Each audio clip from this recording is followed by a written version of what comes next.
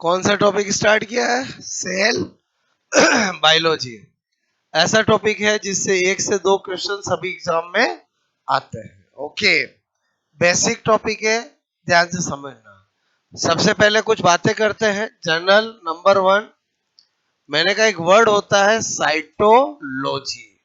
Cytology का मतलब क्या होता है? स्ट्रक्चरल स्टडी ऑफ सेल, कोशिका, ठीक है, का संरचनात्मक अध्ययन। कोशिका का संरचनात्मक अध्ययन, ठीक है,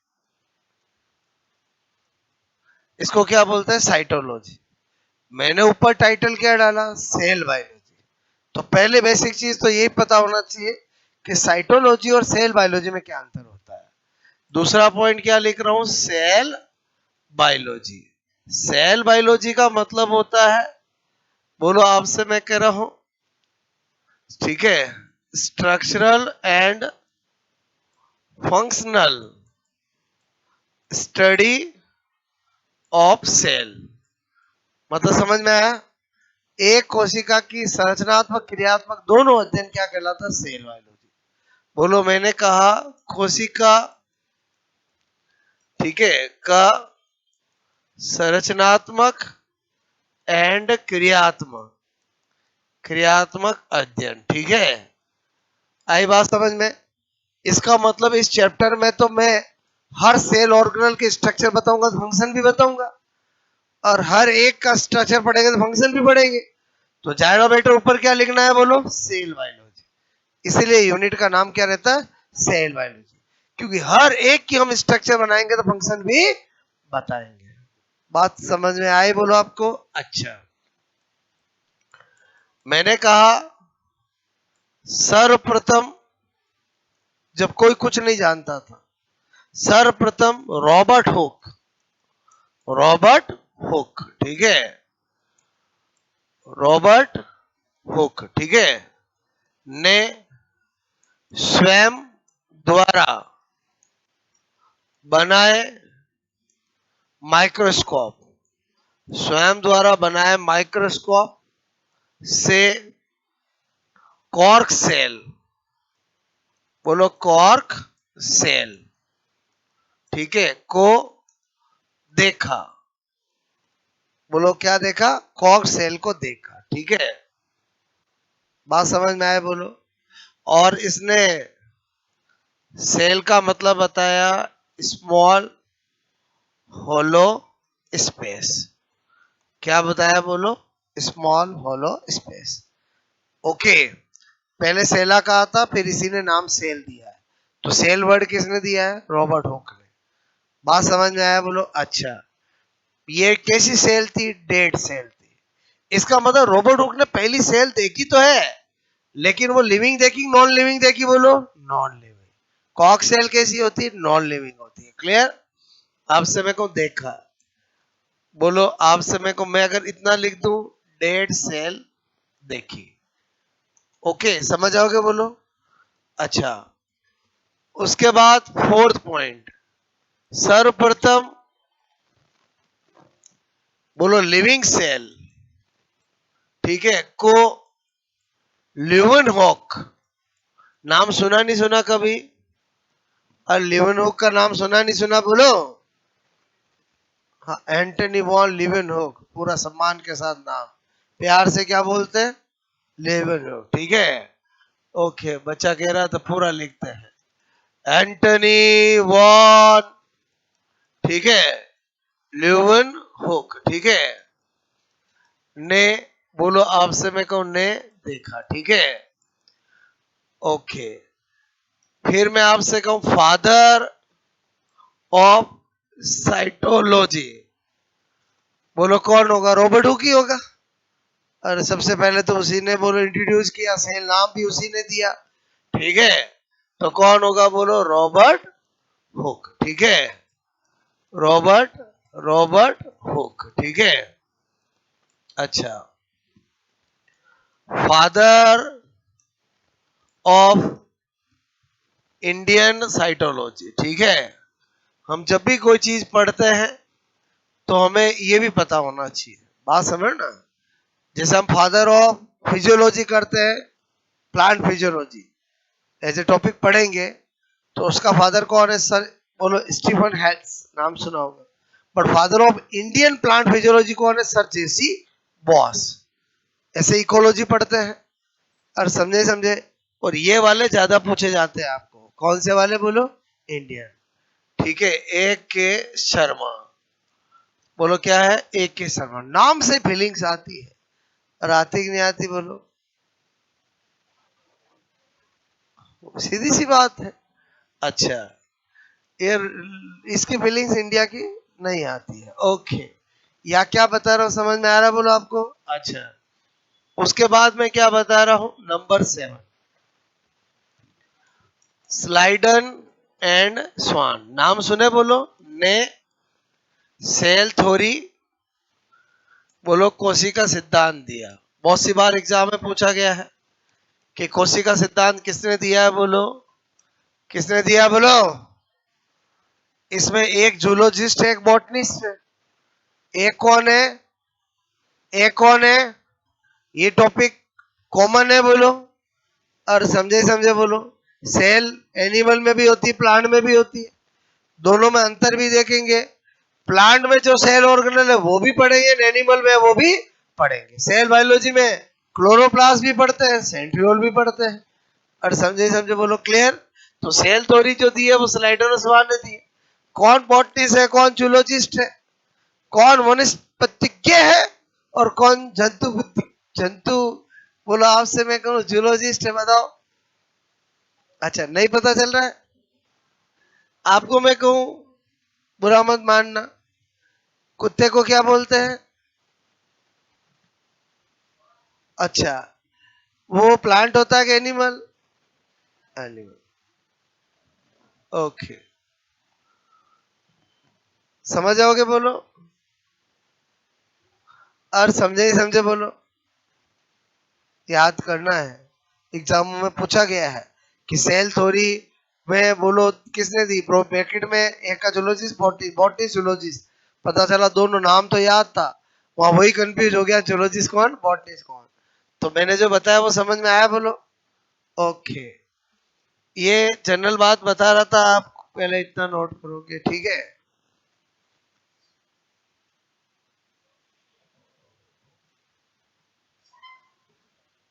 एक बार साइंटिस्ट नाराज हो जाए चलेगा, आपने याद होना जरूरी है। और समझे समझे बोलो, क्लियर?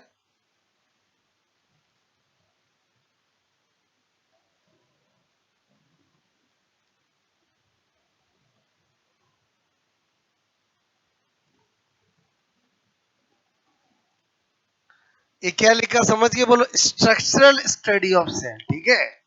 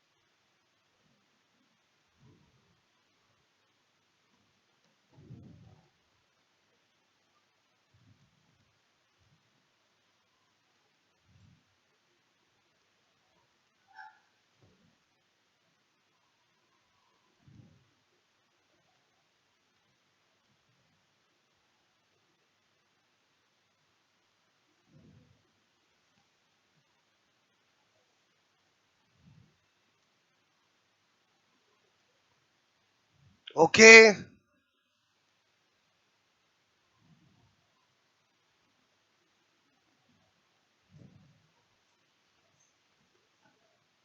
स्मॉल होलो स्पेस, समझ के बोलो। और पहले तो यही बोला इसने कहा कि यार मैंने कुछ चीज देखी है जिसका नाम सेला है, जो बोलो एक्चुअली इसने पहले तुलना मधुमक्खी के छत्ते से की। और किसे की? मधुमक्खी के छत्ते से की, बात समझ ना। बाद में सेला को क्या बोल दिया? सेल बोला। अरे समझे समझे, पहली पहली बार देखा ना, कोई कुछ नहीं जानता था, जो इसने देखा वो इसके मन में आया, वो बता दिया। किससे तुलना की थी बोलो? मधुमक्खी के छत्ते से की। क्लियर? तो अब आई थिंक इतनी बात समझ में आई बोलो। अच्छा, चाहे कुछ भी हो, फादर ऑफ सेल बायोलॉजी कौन होगा बोलो? साइटर रॉबर्ट हुक ही होगा ना। जो पहली पहली बार किसी चीज को देखता है, बताता है, उसी का नाम होता है। बाद में उस दूसरे उसको देखकर और करे तो उसका इतना नहीं होता है। क्लियर? मैं क्या बता रहा हूँ समझ में आया बोलो? अच्छा, नोट करोगे?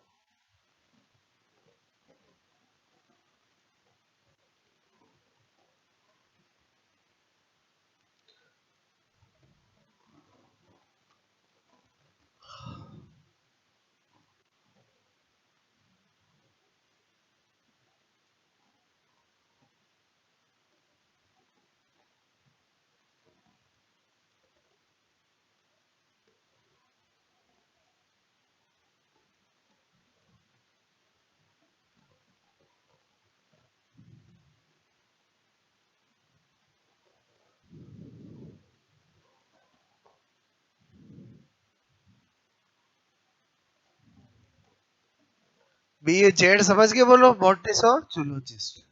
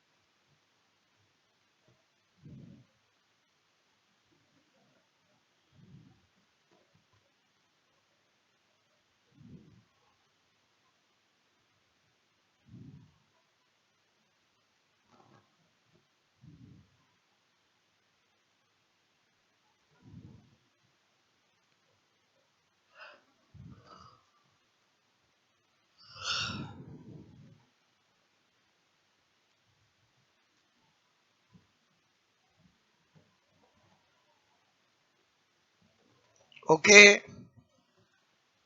कभी पूछ ले एक्सेप्शन ऑफ सेल थ्योरी, कोशिका सिद्धांत का अपवाद क्या है? वायरस, क्योंकि ये लिविंग और नॉन लिविंग के बीच की कनेक्टिंग लिंक है। और समझे समझे बोलो, ठीक है। कोशिका सिद्धांत का अपवाद वायरस।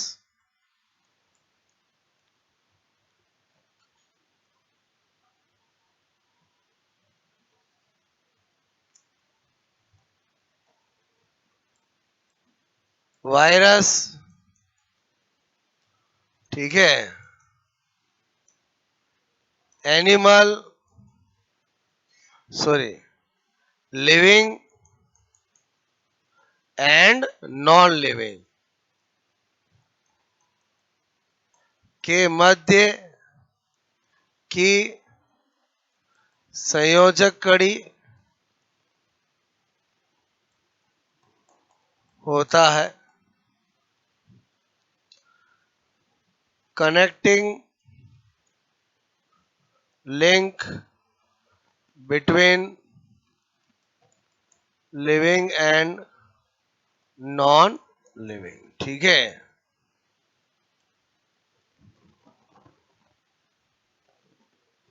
जीवित और निर्जीव के बच्चे की क्या होती है? योजक कड़ी।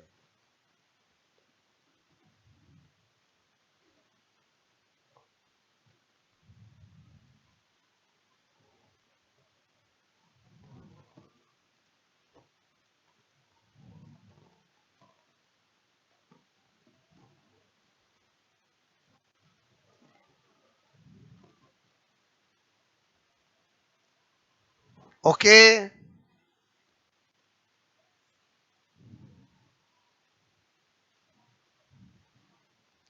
नंबर 10, ये एक बार जनरल बातें बता रहा हूं, ठीक है? हटा दूं?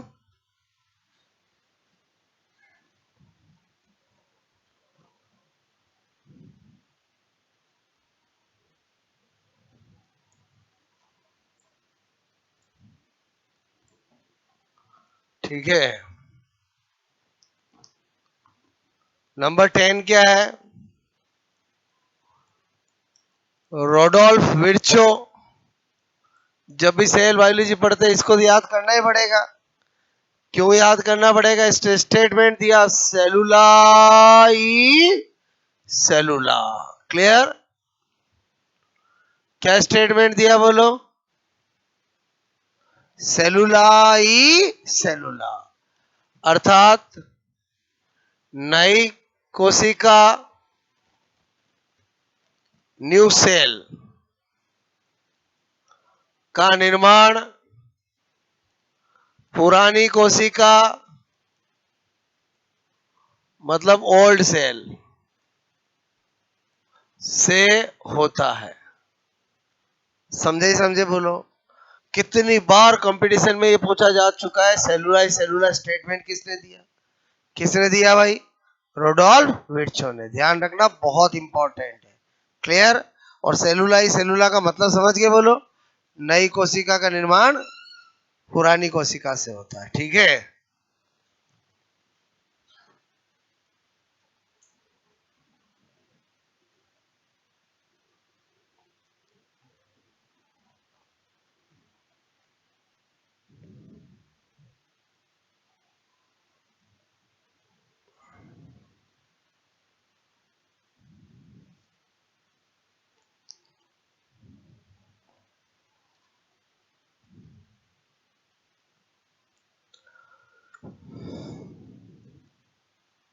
आया समझ बोलो? ठीक है।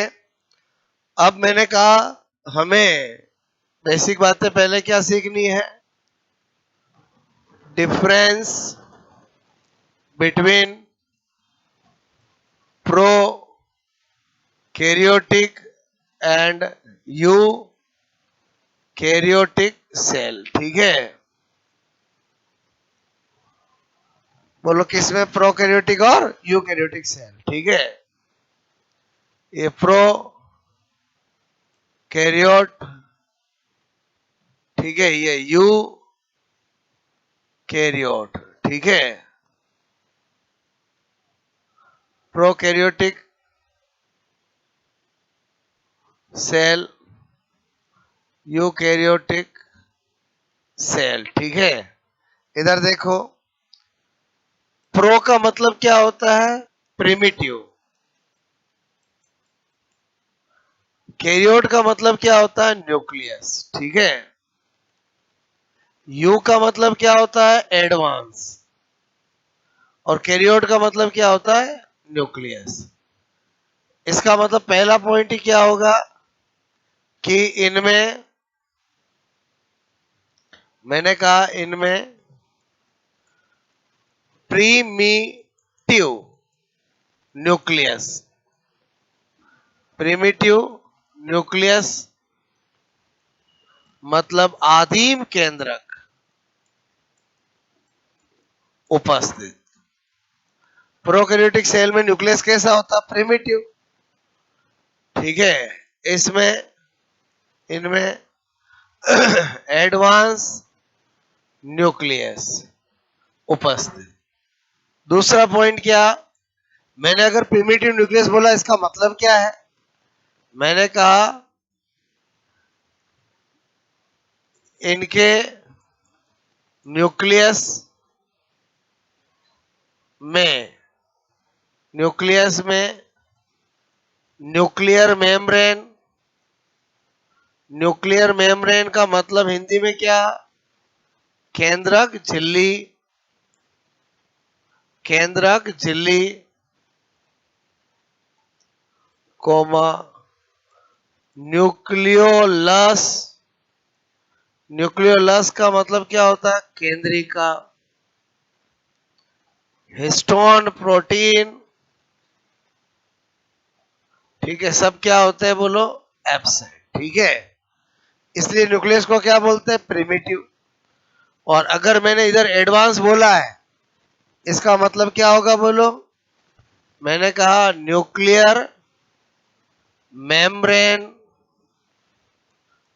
न्यूक्लियोलस, हिस्टोन, प्रोटीन, बोलो उपस्थित होता है। पहले बताओ, दूसरा पॉइंट भी समझ में आया बोलो। अच्छा, दो बातें तो इनके मीनिंग से ही निकाला बोलो। तीसरी बात, प्रोकैरियोटिक सेल के अंदर cell membrane bounded cell organelle क्या होता है, एब्सेंट। मैंने कहा कोशिका, झिल्ली, बद, कोशिकांग, अनुपस्थित, अनुपस्थित। ठीक है, क्या कह रहा हूं, सेल मेम्ब्रेन, बोलो मेम्ब्रेन बाउंडेड सेल ऑर्गेनल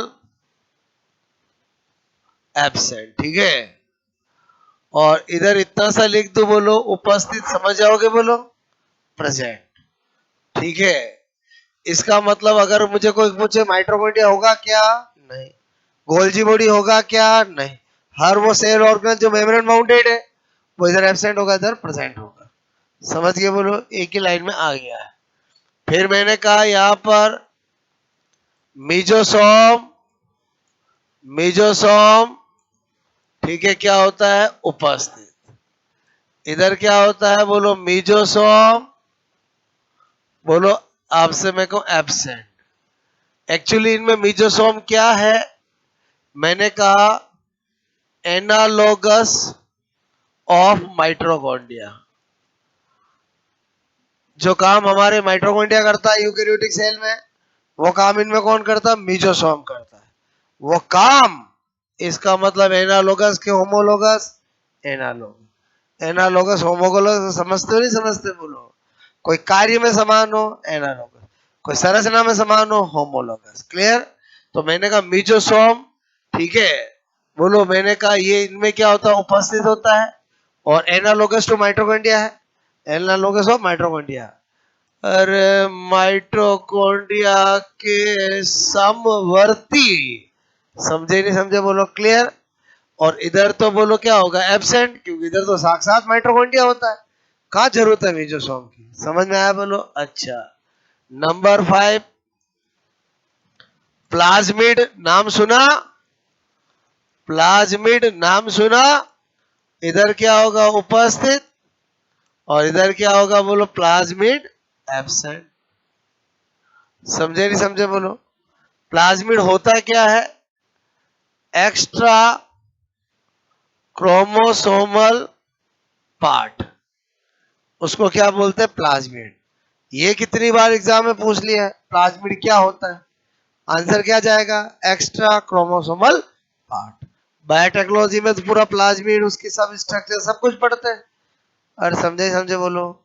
मुझे एज ए कैरियर प्लाज्मिड चाहिए, बताओ मुझे किसके पास जाना पड़ेगा, बैक्टीरिया के पास, प्रोकैरियोट के पास, क्योंकि यूकैरियोट में तो होता ही नहीं है। और समझे समझे बोलो। अच्छा, नंबर 6, 70S राइबोसोम उपस्थित। इधर क्या लिखूं, क्या लिखूं, very good, 70S and 80S दोनों राइबोसोम उपस्थित। 70-80 दोनों होते हैं, उधर 70 होते हैं। आपको कि सर कैसे, जो यूकैरियोटिक सेल होगी उसमें क्लोरोप्लास्ट होगा, जो यूकैरियोटिक सेल होगी उसमें माइटोकॉन्ड्रिया होगा। माइटोकॉन्ड्रिया और क्लोरोप्लास्ट के अंदर क्या होता है, 70S, और बाकी साइटोप्लाज्म में क्या रहता है, 80S। तो दोनों ही हुए ना, फिर से बोलो। और समझे समझे बोलो, क्लियर। अच्छा, आगे देखो, नंबर 7, ये हम क्या कर रहे हैं बोलो, प्रोकैरियोटिक यूकैरियोटिक सेल में अंतर देख रहे हैं। Bacterial photosynthesis, photo photo photo synthesis में O2 रिलीज नहीं होती है क्योंकि इनमें H2 के स्थान पर H2S का यूज होता है। समझ में आई बोलो बात? अच्छा, मैंने कहा प्लांट ब्रैकेट में यूकैरियोटिक सेल, और समझे समझे बोलो, यूकैरियोट का मतलब एनिमल प्लांट दोनों है ना। बोलो प्लांट में जो पीएस होता है समझोगे? हाँ, फोटो सिंथेसिस होता है। बोलो उसमें O2 रिलीज, रिलीज मतलब समझ गए, निकलती होती है। O2 का सोर्स क्या होता है? H2O। और पूरा फोटोसिंथेसिस पढ़ेंगे अपन, क्लियर? तो ये मैं कुछ डिफरेंस बता रहा हूं आपको, बात समझ में आए? अच्छा,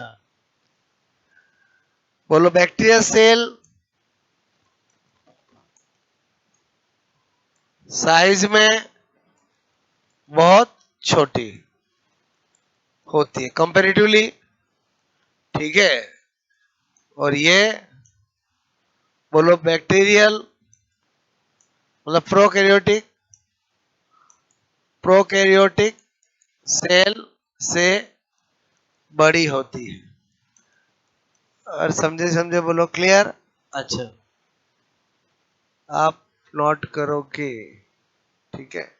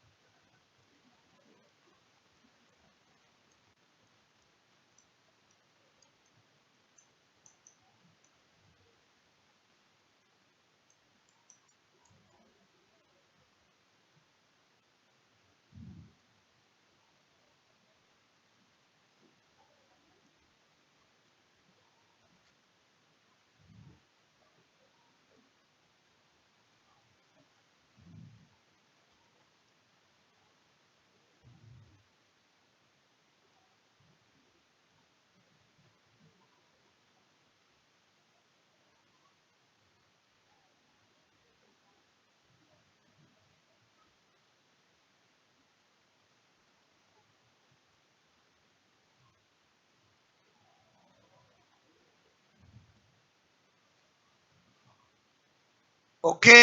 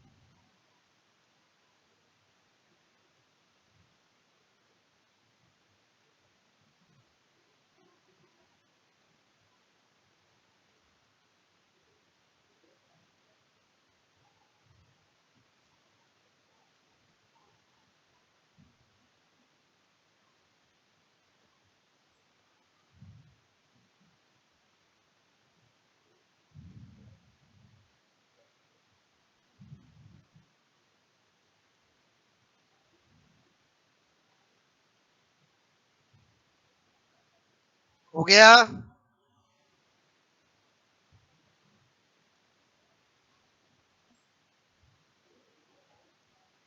ठीक है।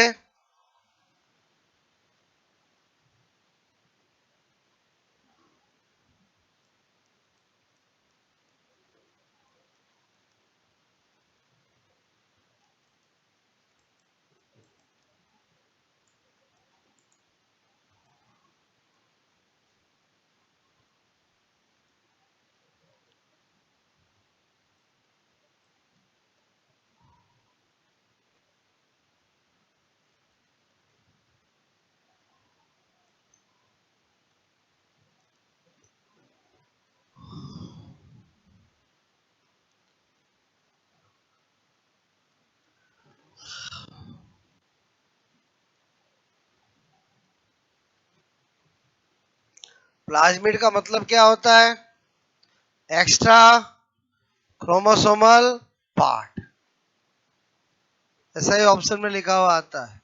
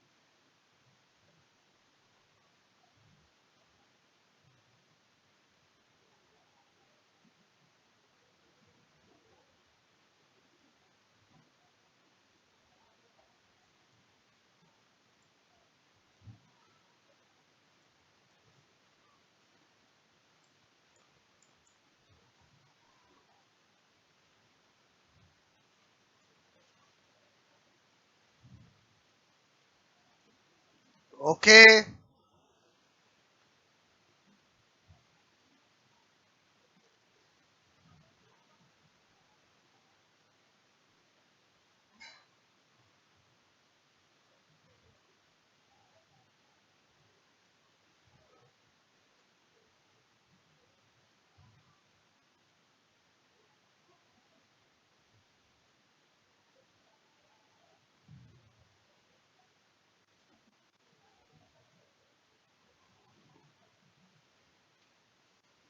हो गया?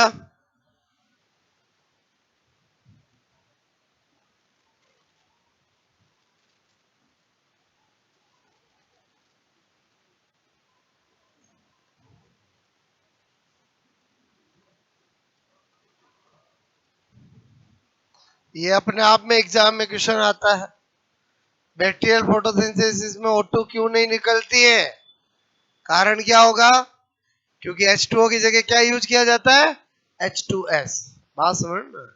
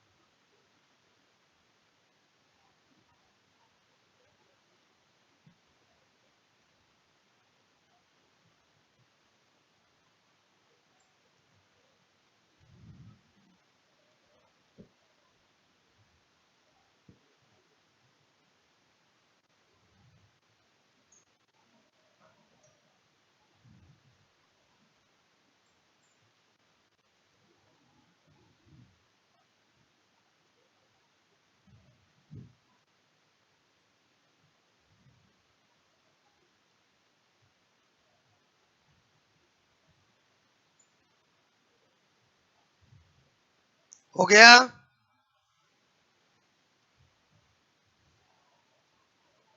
क्या है ये नोट बोलो?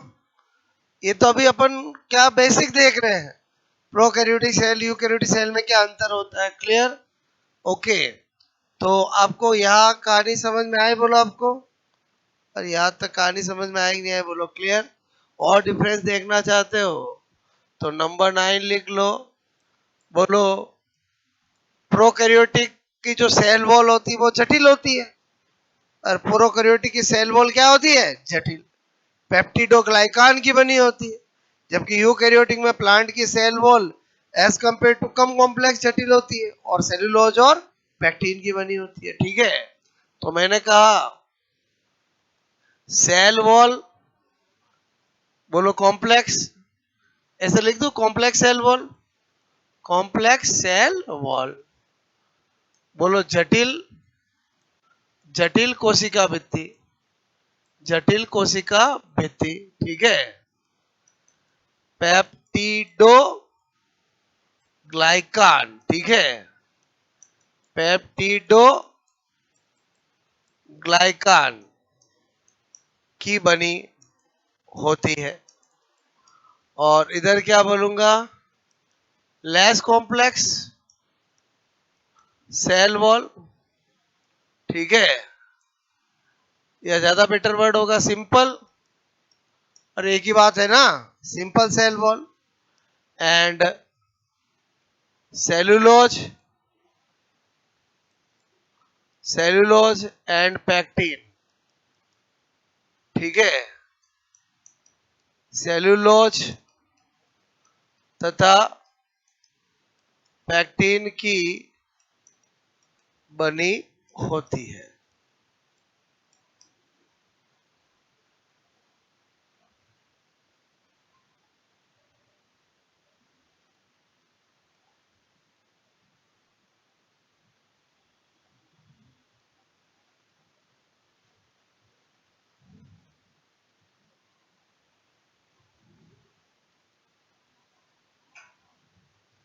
ठीक है?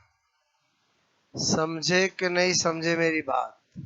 पहले बताओ प्रोकैरियोटिक सेल यूकैरियोटिक में अंतर बताया।